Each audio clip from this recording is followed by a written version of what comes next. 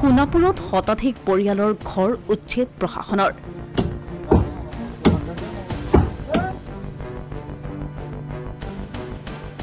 ঠাই মুকলি কৰাৰ নিৰ্দেশ দিয়াৰ পাছতো মুকলি কৰা নাছিল বেদখলকাৰীয়ে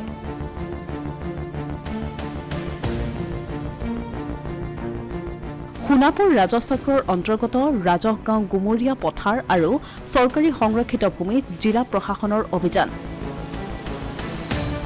শতাধিক পৰিয়ালৰ বাসগৃহকে ধৰি দোকান পোহাৰ সমুলঞ্চে উচ্ছেদ পুৱা 10 বজাৰ পৰা বিয়লিলৈ চলিল এই উচ্ছেদ অভিযান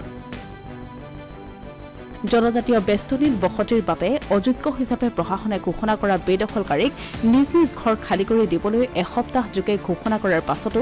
বেদখলকাৰীয়ে কোনো গুৰুত্ব প্ৰদান নকৰাত জিলা প্ৰশাসনে 15খন এক্সকেভেটৰ বহুসংখ্যক বনুৱা আৰক্ষী আৰু অৰ্ধসামৰিক বাহিনীৰ দল লৈ উচ্ছেদ চলাই অঞ্চলটোত উল্লেখযোগ্য যে সোণাপুৰ পথাৰ কচুতলী গুমৰীয়া পথাৰ আদি গাঁওসমূহ দক্ষিণ কামৰূপ জনজাতীয় বেষ্টনীৰ অন্তৰ্ভুক্ত অঞ্চল এই গাঁওসমূহত বিগত বহু বছৰ ধৰি ৰাজ্যৰ বিভিন্ন প্ৰান্তৰ চৰাঞ্চল গৰাখহনীয়াত আক্ৰান্ত লোকসকলৰ লগতে একাংশ সন্দেহজনক লোকে অবৈধভাৱে বসতি স্থাপন কৰিছিল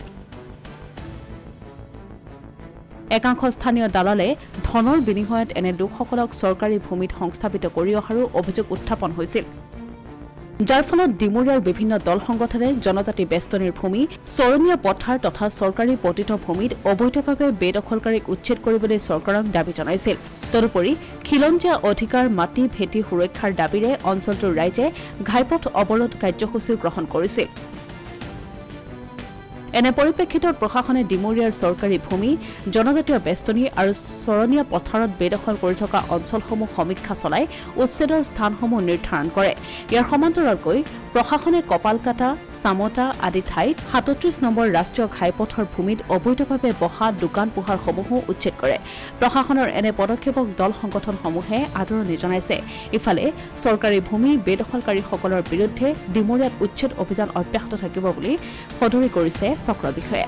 অসমীয়া প্ৰতিদিন ডিজিটেল ডেস্ক